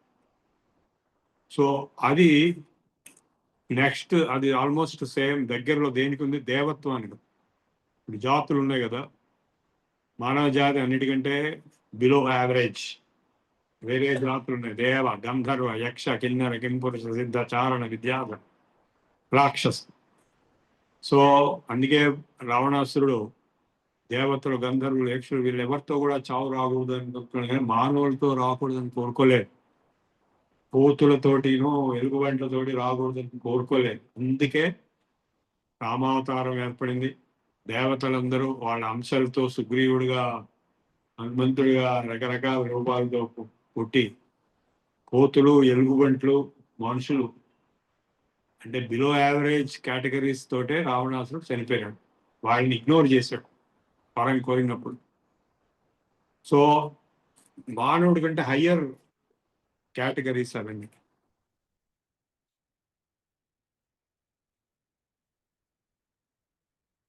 మానవుడి కంటే హయ్యర్ కేటగిరీస్ అవి. సో ఆ లెవెల్కి మనం వెళ్ళగలం ఒకవేళ ఎవల్యూషన్ జరిగితే ఈ జన్మ, లేదా అంటే మళ్ళీ ఇక్కడ ఇట్లా ఇంకో జన్మ, లాస్ట్ జన్మ వస్తుంది. ఇంకా పాపకర్మలు ఎక్కువగా ఉంటే తిరియజ్ఞంలో జన్మిస్తుంది. బ్రహ్మార్పణము చేయబడినదే దానం. అంటే మీరు దానం చేసినప్పుడు బ్రహ్మార్పణం అంటే చేయాలి, లేదా కృష్ణార్పణం, అంత రెండోటి. అక్రోధమే క్షమ, ఆస్తిక్యమే శ్రద్ధ, సద్రూపముకు త్రికాలాబాధ్యముకు బ్రహ్మయే సత్యం, ఏతద్ విలక్షణములకు సకాం. ఇవి కాకుండా సకామ దానం అంటే ఏంటి, నేను నీకు ఇది ఇస్తాను, నువ్వు నాకే ఇస్తావు అనేటువంటి యాంగిల్లో అక్రోధముగా ఈ సకామ దానాదులు బంధహేతువులు. తప్పనిసరిగా దాన్ని అకౌంట్ సెటిల్ చేసుకోవాలి. మనం ఈ జన్మలో ఎవరికి ఎంత రుణపడి ఉన్నా పూర్వజన్మల నుంచి అది మనం తీర్చుకోవచ్చు. సంసారం పునరావృత్తం అంశం, పునరపి జననం, పునరపి మరణం, పునరపి జననీ జఠరే స్నేహం. మానవుడు సేతు సంజ్ఞగల ఈ నాలుగింటిని పైన చెప్పిన దానపూర్వకులు 4 సాధనలతో ధరించి ఆ భగవద్గీతలో చెప్పినటువంటి ఈ బ్రహ్మార్పణం, బ్రహ్మవిర్ బ్రహ్మాగ్నో బ్రహ్మణాతం బ్రహ్మేణ బ్రహ్మకర్మ సమాధన, అది కర్మయోగం కింద చెప్పారు. కర్మయోగం చేయడానికి కూడా జ్ఞానం ఉంటేనే కర్మయోగం సాధ్యమవుతుంది. భక్తుల్లో అందరికంటే గొప్పవాడు జ్ఞాని. ఆర్తో జిజ్ఞాసురర్థార్థి జ్ఞాని చ వరతేషాం జ్ఞాని నిత్యయుక్త అని చెప్పాడు కదా. క్రమముగా దేవత్వమునుంది. ఇప్పుడు మన జీవితకాలంలో, మన జీవితకాలం పూర్వము ఎంతో మందిని చూశాము, మహాత్ములను చూశాము, గొప్ప గొప్ప యోగుల్ని, జ్ఞానుల్ని, భక్తుల్ని. వాళ్ళందరూ కూడా ఈ దేహాన్ని వదిలిపెట్టి వెళ్ళారు. ఎక్కడున్నారు వాళ్ళు? దేవలోకాలు, బ్రహ్మలోకం అలాంటి చోట్ల ఉంటారు. భూలోకంలో కాదు, భూలోకంలో మామూలు మానవులు ఉంటారు. అందుకే వాళ్ళు లేరు అనడానికి లేదు. ఎందుకంటే ఇప్పుడు రామాయణంలో కూడా రామరావణ యుద్ధం జరుగుతున్నప్పుడు దశరథుడు వచ్చి చూస్తాడు స్వర్గం నుంచి. సో ఇట్లా అనేక దృష్టాంతాలు ఉన్నాయి. ఇతర లోకాల నుంచి మళ్ళా రావటం, లోకాలకు వెళ్ళటము. ఏష సర్వేశ, ఏష భూతాధిపతి, ఏష భూతపాల, ఏష సేతు విధరణ ఏషాం లోకానాం అనుసంభేదాయ బృహదారణ్యకోపనిషత్తులో అథ ఆత్మా ససేతుర్విధృతి ఏషాం లోకానాం అసంభేదాయ నైతకం సేతు మహోరాత్రే తరతో న జరా న మృత్యుర్ న శోకో న సుకృతం న దుష్కృతం సర్వే పాప్మానో అతో నివర్తంతే అపహత పాప్మాన ఏష బ్రహ్మలోకః. తస్మాద్వా ఏతం సేతుం తీర్త్వాంధః సననందో భవతి, విద్ధః సన్నవిద్ధో భవతి, ఉపతాపి సన్నను అనుపతాపి భవతి. తస్మాద్వా ఏతం సేతుం తీర్త్వా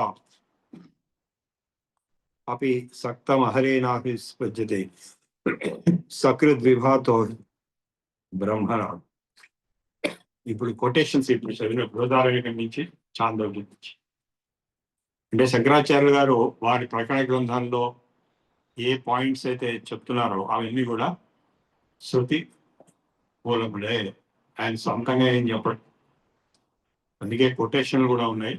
ఏ ఉపనిషత్తులో ఈ పాయింట్ ఉంది, ఇది ఒక రీసెర్చ్ లాగా చేయొచ్చు. అన్నం దేవాదిభ్యో అర్పితం అమృతమిదం చాన్యథా మోహమన్నం యశ్చాత్మార్థం విదత్తే తదిహ నిగదితం మృత్యురూపం హి తస్య లోకోసౌ కేవలాఘో భవతి తనుభృతం కేవలాదీ చ సాయుష్యాత్ త్యక్త్వా ప్రాణాగ్నిహోత్రం విధివద సుదినం యో అశ్నుతే సోపి మత్యః.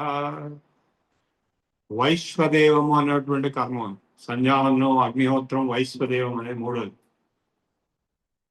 ఆ వైశ్వదేవంలో దేవతలకు అనంతరం అతిథులకు అర్పించిన అన్నం అమృతమగును. సో అందుకే అతిథి దేవో భవ.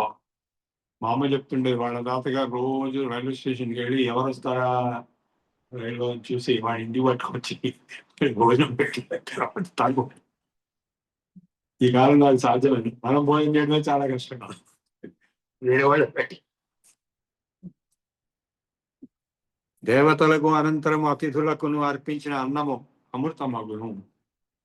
అట్లా అర్పింపబడక కేవలము తన కొరకు మాత్రమే వినియోగింపబడు అన్నము నిరర్థకమగుటయే కాక తన పాలిటి మృత్యు రూపమని చెప్పుదురు. కాన స్వార్థపరుడై ఇతరులకు పెట్టక తాను మాత్రమే అనుభవించువాడు. అంటే ఒకట్లేండి, మన ఇంట్లో వాళ్ళకి కూడా మనం పెడతాం కాబట్టి ఇతరులకు పెట్టినట్టుగానే అది వెళ్ళిపోతుంది. వాళ్ళకు కూడా పెట్టకుండా నేను ఒక్కనే తింటానంటే ప్రాబ్లం అవుతాయి. కేవలం పాపి అవ్వు. అలాగే మా చిన్నప్పుడు అన్న విక్రయం పాపం అంటుండేవాడు. అన్నం అనేది ఫ్రీగా పెట్టాలి కానీ డబ్బులు తీసుకుని పెట్టకూడదు. అది ఇప్పుడు ఎక్కడ మీకు ఫ్రీగా చూడదు, ఎక్సెప్ట్ ఇన్ టెంపుల్ టౌన్స్. అన్న సత్రాలు ఉంటాయి వాళ్ళు కాశీలో కానీ శ్రీశైలం. మరియు శాస్త్రోక్తముగా ప్రతిదినము ప్రాణాగ్ని యందు హోమము చేయక భుజించువాడంటే ప్రాణాయ స్వాహ, అపానాయ స్వాహ, ఉదానాయ స్వాహ, ఉదానాయ స్వాహ, సమానాయ స్వాహ అనేటువంటి ఇది ఆవు నెయ్యితో వేడి మెతుకులు నవలకుండా మింగడం, అది most powerful medical treatment for digestion.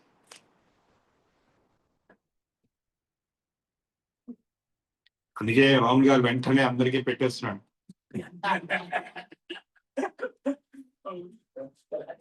ఎందుకు వచ్చిన రిస్క్ మరి.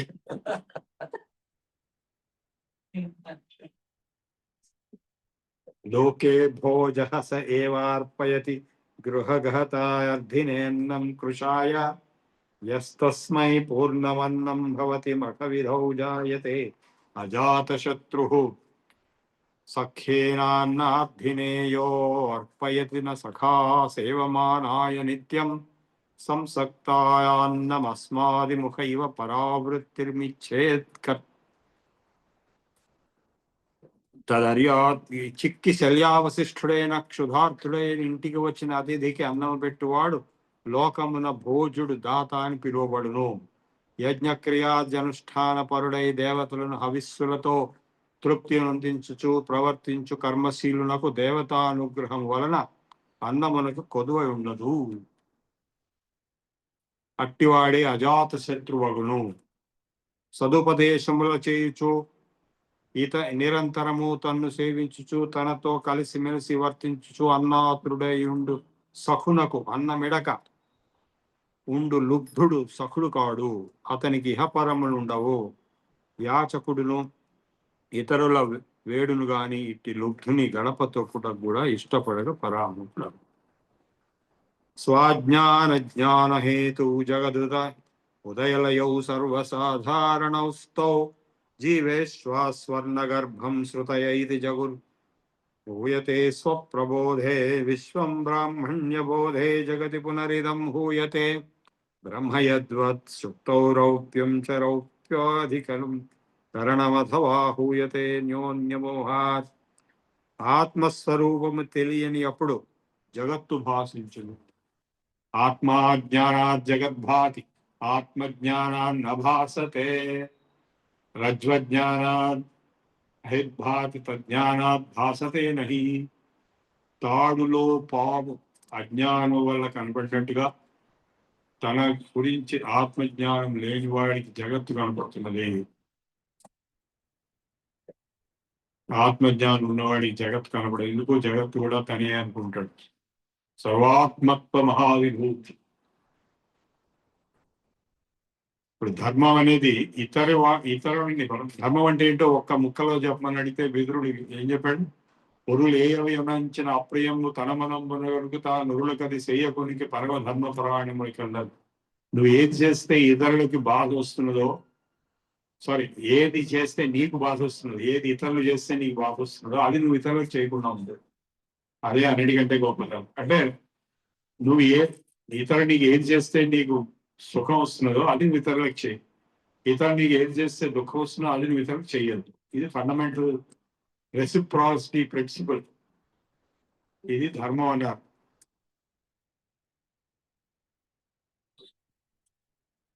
అది ఎందుకు ఉంది అని మిమ్మల్ని ఇప్పుడు క్విజ్ క్వశ్చన్ వేస్తాం, మీరు ఆన్సర్ చెప్పండి.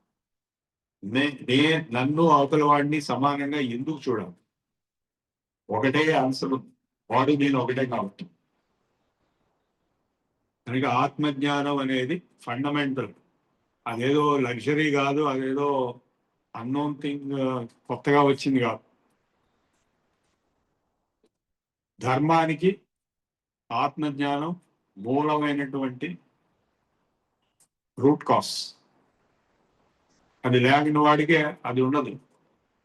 ఇప్పుడు ఈ అబ్రాహమిక్ రిలీజన్స్ లో ప్రాబ్లం ఏంటంటే దేవుడు ఎక్కడో ఉన్నాడు, ఈ జగత్తుకి దేవుడికి ఏం సంబంధం లేదు అనేటువంటి ఒక అపోహలో ఉంటారు. అంటే ఒక విధంగా వాళ్ళు చెప్పేది ఒక ఫస్ట్ పార్ట్ కరెక్టే, కానీ సెకండ్ పార్ట్ లో problems. Don't worship the creation, worship the creator అనేది ఫండమెంటల్ ప్రిన్సిపల్ ఇస్లాంకి. బాగానే ఉంది, మనం ఒప్పుకుంటాం. భగవంతుడిని ఉపాసించాలి కానీ రాతిని రప్పని చెట్టుని పుట్టని కాదు, సృష్టిని కాదు. కరెక్ట్ అది. కానీ ఈ సృష్టి ఏంటి మరి? నేను ఇదే క్వశ్చన్ వాళ్ళు చాలాసార్లు అడిగాడు, జవాబు చెప్పలేను. ఓకే, నేను భగవంతుడు వస్తు బాగానే ఉంది. మరి సృష్టి సంగతి ఏంటి? సృష్టి అక్కడి నుంచి వచ్చింది, అది ఇండిపెండెంటా? దానికి అదే వచ్చింది. అది గాడ్ ఈక్వలెంట్ స్టేటస్ లో ఉన్నాడు. మరి గాడే సృష్టిస్తే మరి గాడ్ వేరు సృష్టి వేరు ఎందుకు అంటున్నాం? అని జవాబు చెప్పలేదు.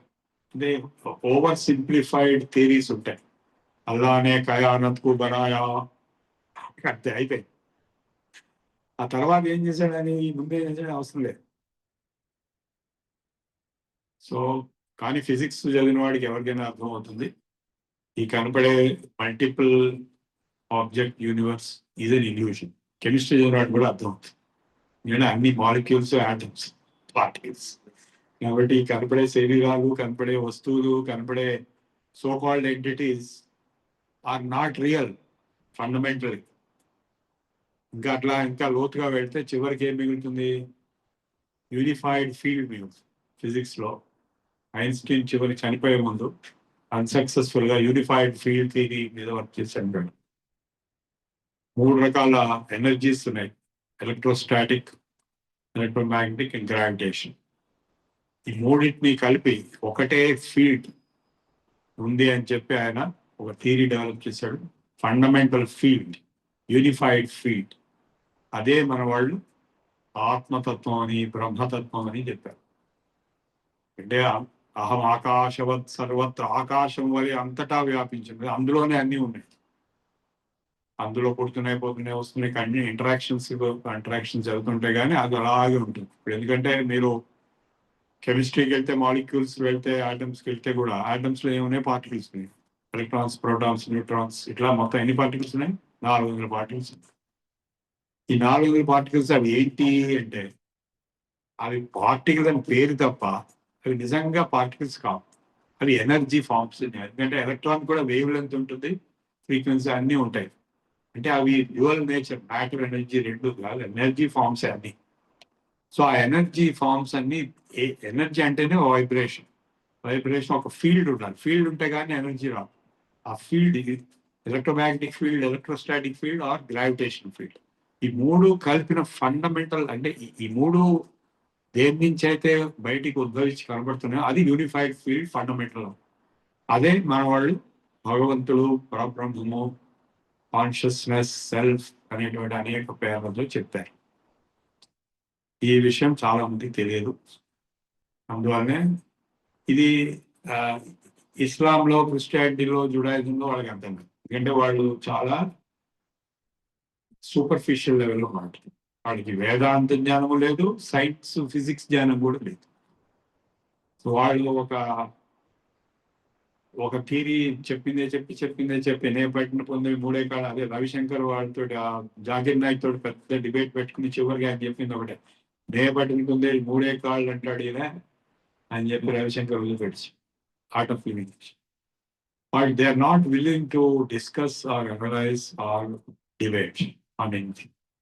అందువల్ల ప్రాబ్లం జస్ట్ బ్లైండ్ బిలీఫ్, అది రుద్దుతారు బై ఫోర్స్. మొత్తం ఇన్ని 56 కంట్రీస్లో రుద్దుతున్నారు. ఎప్పుడైతే ఫోర్స్ తీసేసి, ఈ మాట ఎవరు చెప్పారు నాకు? ఒకసారి నేను ట్రైన్లో వెళ్తుంటే ఇరానియన్ పార్సీలు వచ్చారు. ఇరాన్ యాక్చువల్గా ఒరిజినల్లీ పార్సీ, జొరాస్ట్రియన్స్. వాళ్ళందరినీ by force they converted into Islam. ఎవరైతే పారిపోయారో ఆ టైంలో వాళ్ళు ఇండియాకి వచ్చారు. వాళ్ళే పార్సీ, ఈ టాటా వీళ్ళందరూ. అక్కడ ఇంకా కొందరు ఉన్నారు 50 మంది. వాళ్ళు అప్పుడప్పుడు మనకి ఎక్కడైనా ట్రావెల్లో కనపడినప్పుడు నేను మాట్లాడితే, మాకు 15 minutes టైం ఇస్తే చాలు, అంటే 15 minutes ఫోర్స్ తీసేస్తే మొత్తం అందరూ బ్యాక్ టు జొరాస్ట్రియన్ వచ్చేస్తారు అని నాకు 10 ఏళ్ళ క్రితం చెప్పాడు. ఇప్పుడు అది జరుగుతుంది. Most of them are returning back to Zoroastrian. అంటే by force Islam is being maintained, and so also Christianity by the force of the church. The colonial, imperial processes. ఒకవేళ ఉన్నది సృష్టికి పూర్వము ప్రళయావస్థయందు జగత్తున మూల కారణం ఏది కలదో అది అసత్ కాదు. నాసదాసీద్, నో సదాసీద్ ఋగ్వేదంలో నాసదీయ సూక్తం ఉంది. ఈ సృష్టికి పూర్వం ఏమున్నది? సృష్టి సత్ అయ్యేట్లయితే సృష్టికి పూర్వం అసత్ అని చెప్పగలమా? అందుకే నా అసదాసీద్, నో సదాసీద్ అని చెప్పి. సృష్టికి పూర్వం ప్రళయావస్థ ఎందు ఈ జగత్తునకు మూల కారణము ఏది కలదో అది అసత్ కాదు. అట్లగుచో అది గగన కుసుమం వలె నిరుపాఖ్యమై తుచ్చము కావలను. అట్టి అసద్రూప కారణము నుండి సద్రూపం జగత్ ఎట్లు ఉత్పన్నమగుదు. జగత్ కారణం అసత్ కాదు. మరియు ఆ ప్రళయావస్థ ష్మీందు సద్రూపముగా ఆత్మవలే నేదియు సత్రూపమును ఉన్నదని నిర్వచింప శక్యము కానందున జగత్ కారణముగా అప్పుడు ఉన్నది సత్ అని చెప్పశక్యం కాదు. అప్పుడు సదసదాత్మకమై సదసద్విలక్షణమైనది ఒకటి కలదని చెప్పరాదు. సదసత్తులు రెండును భావాభావ రూపములగుడచే ప్రత్యేక విలక్షణ స్వభావములు కలవి. అట్టివానికి సహావస్థానమే ఉండదు, తాదాత్మ్యం ఎట్టుకుదు. సదసత్ అని చెప్పడానికి లేదు, కానీ అది సదసద్ రూపం కాదు.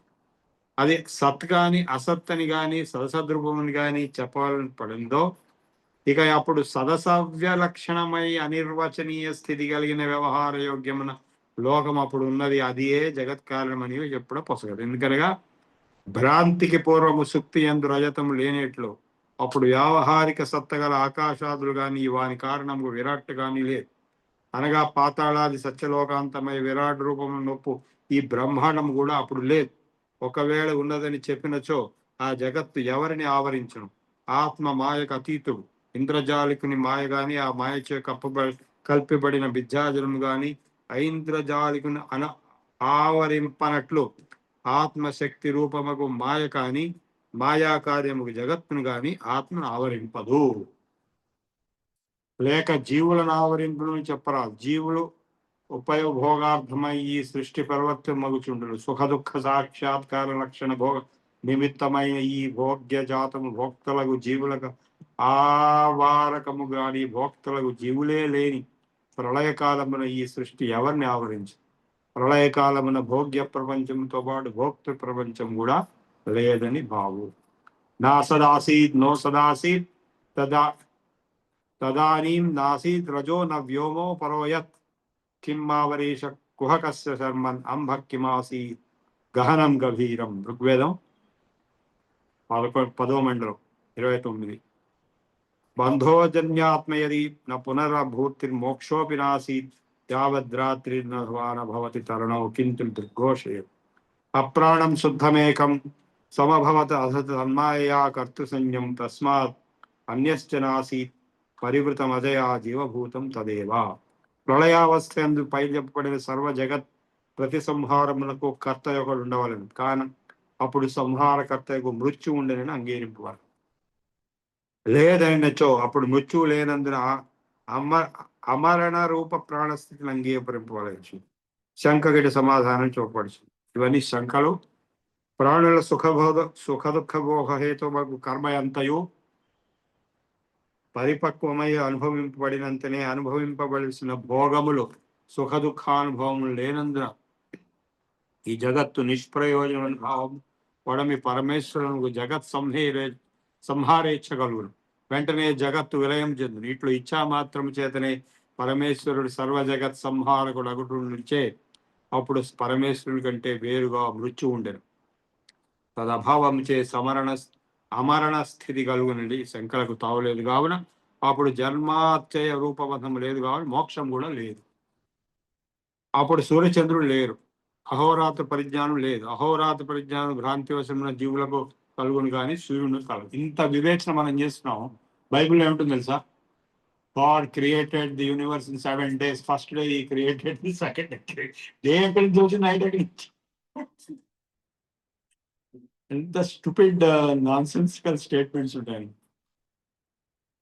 ఆ బైబిల్ 90% కాపీ కొట్టి కొరాలి. సూర్యచంద్రులు లేరు, అహోరాత్రములు లేవు. అహోరాత్ర పరిజ్ఞానం భ్రాంతివశమైన జీవులు కలుగును కానీ సూర్యునికి కలగదు. సూర్యుడికి పగలు రాత్రి ఉంటుందా? సూర్యచంద్రుడు కానీ జీవులు కానీ లేని ఆ స్థితి అందు అహోరాత్ర పరిజ్ఞానం ఎవరికి కలుగును? ఇట్లా అహోరాత్ర నిషేధం చేయుటచే మాస ఋతు సంవత్సరాత్మక కాలము కూడా అప్పుడు లేదు. సర్వము నిషేధింపబడిచే సాంఖ్యాభిమతము ప్రధానమే మాయయే స్వతంత్రమై జగత్కారణముగా అప్పుడు ఉండనని శంకకు కూడా తావులేదు. మాయ జడముగాను స్వతంత్రముగా ఎట్లు జగత్కారణం కాగలదు. కానీ సృష్టి స్థితి లయ కర్తృత్వ తటస్థ లక్ష్మణుచే ఉపలక్షితమును అప్రాణో యమనాశుద్ధ ఇత్యాది సర్వ వేదాంత ప్రసిద్ధమును అద్వితీయమగు బ్రహ్మతత్వము మాయతో అవిభాగాసన్నమై ప్రాణితమై అప్పుడు కూడా ఉండెను. సహితమగు బ్రహ్మతత్వమే జగత్ కారణం. అదే అర్ధనారీశ్వరుడుగా చెప్తారు. మాయా సహితమైనటువంటి ఈశ్వరతత్వం. ఆ మాయావచ్ఛిన్న చైతన్యము కంటే అన్యమేదీను అప్పుడు లేదు. నమృత్యురాసీద్ అమృతం న తర్హి న రాత్ర్యాత్య ఆసీత్ ప్రకేత అనీదవాతం స్వధయా తదేకం తస్మాద్ధ్యా అన్యన్నపరః కించనానా. ఋగ్వేదం. ప్రాగాసీత్ భావరూపం తమసా గూఢమస్మాదర్క్యం క్షీరాంతర్యద్వత్ దంభోజనిరిహ జగతో నామరూపాత్మకస్య కామాధాతు శుశ్రుక్షోరనుగత జతః కర్మభిః సంప్రవృత్తాద్రేతో రూపై మనోభిః ప్రథమమనుగతై సంతతై కార్యమాణై. సృష్టికి పూర్వము పైన చెప్పినట్లు జగత్తు లేనిచో లేని జగత్తు ఎట్లు ఉత్పన్నమగును? ఉత్పన్నమగునని చెప్పినచో అసత్కార్యవాదం ఆశ్రయించినట్లగును. అట్లుగాక సత్కార్యవాదం ఆశ్రయించి సృష్టికి పూర్వం కూడా జగత్తు కలదని చెప్పినచో ఇక తిరిగి సృష్టి ఎందుకు అని శంకలకిచ్చట సమాధానం చెప్పబడుతుంది. రాత్రి యందు పదార్థ జాతమంతయు తమస్సు చే అంధకారం చేయను ఆవరింపబడి తమ రూపము నుండి ఇది అనారకము అంధకారము, దీని అవార్యమగు జగత్తు అవారకముగు అంధకారము, ఇది అవార్యముగు జగత్తు అని స్పష్టముగా వేరు చేయి వీలు లేక అప్రతథ్యమై ఉండును. అట్లే సృష్టికి పూర్వం ప్రళయావస్థయందు భూత భౌతికముగు పదార్థ జాతమంతయు మాయయను పేరుగల తమస్సు చే నావరింపబడి నామరూపములు కోల్పోయి భావరూపముగు తమో రూపముల నుండి ఇది మాయా ఇది జగత్తు అని వేరు చేయు వీలుగాక అతర్క్య రూపము నుండును. మరియు క్షీరమునందు నీరం క్షీరం చే ఆచ్ఛాదితమైన నామరూపములు కోల్పోయి దుర్విజ్ఞేయమగునట్లు స్వకారణకు మాయందు విలీనమైన జగత్తుకు నామరూపములు కోల్పోయి మాయా సంగతమై అవిభాజ్యమై ఉండును. ఇట్లు జగత్తు స్వకారణ మాయా విలీనమై ఉన్నదని చెప్పుడచే పైన చెప్పిన అసత్కార్యవాదమును సత్కార్యవాదమును చూపిన శంకయు పరాహతములైనవి. ఇట్లు ప్రళయ దశయందు మాయా విలీనములకు సర్వ ప్రాణ్యంతఃకరణములందు వాసనారూపముల నిగూఢమయ్యున్న ప్రాక్తన సంకల్పము చే ప్రాణులచే నొనరింపబడిన పుణ్యాధికమగు కర్మ ఎంతయు పరిపక్వము కాగానే పరమేశ్వరునికి ఇది సృజింపవలనని కోరిక కలిగి స్రష్టవ్య పర్యాలోచన చేయును. అనగా సృజింపబడి జగత్తుకు గడిచిన కల్పమున ప్రాణులు వలరించిన పుణ్యాత్మక కర్మ బీజభూతమై రేత రూపమై ఒప్పును. కర్మలకు కామము కామమునకు అవిద్యయు కారణం. సృష్టికి కారణములు అవిద్య కామకర్మలు.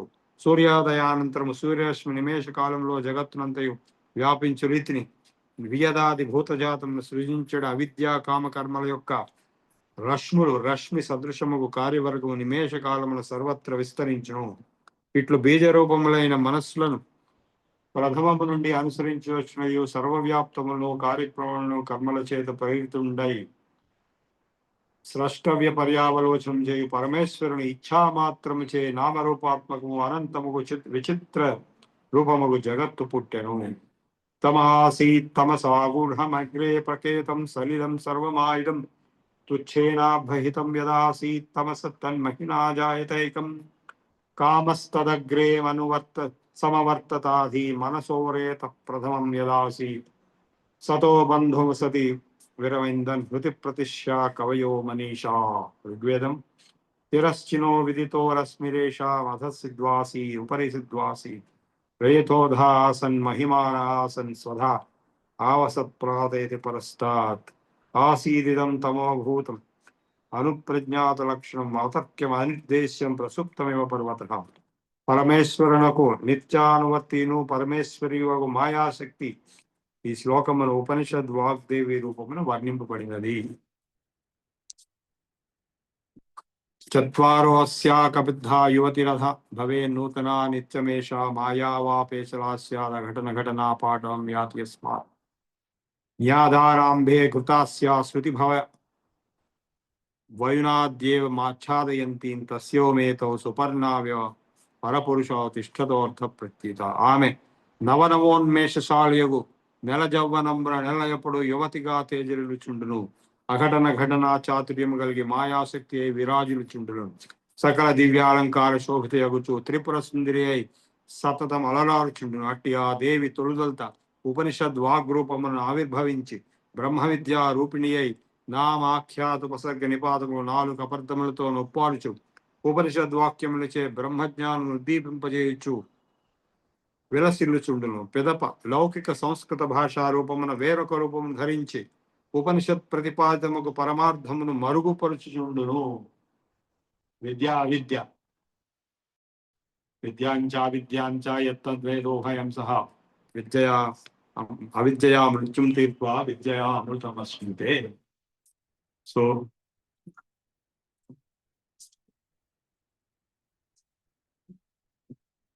ఆమె యొక్క ఈ ఘటన చాతుర్యము వలననే వాక్కు చేత పరమార్థ మిథ్యాభూతార్థములు రెండును ప్రతీతములవుచు. పరమార్థ తత్వం కేవలం ఉపనిషత్ వాక్యములలో, మిథ్యాతత్వం మొత్తం ఇతర శాస్త్రముల్లో, మన ముండకోపనిషత్తులో కూడా ఈ విషయం వచ్చింది. ఏది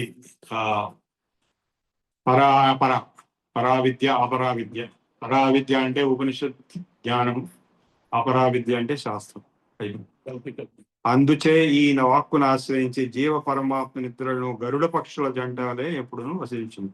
అహం పదములకు వాచ్యార్థం జీవుడు, ఇది మిథ్యాభూతార్థము, లక్షితార్థము బ్రహ్మ, ఇది పరమార్థం. ఇట్లా అర్థ ప్రతీతిని అనుసరించి జీవ పరమాత్మ ఇరువురును వాక్కును ఆశ్రయించి చతుష్కప యువతి సుపేషా ఘృత ప్రతీకా వైనా నివస్తే తస్యాం సుపర్ణ వృషణా నిషేధతు యత్ర దేవాదధిరే భాగదేయం ఋగ్వేదంలో. ఇక్కడ మనం ఆపుదాం.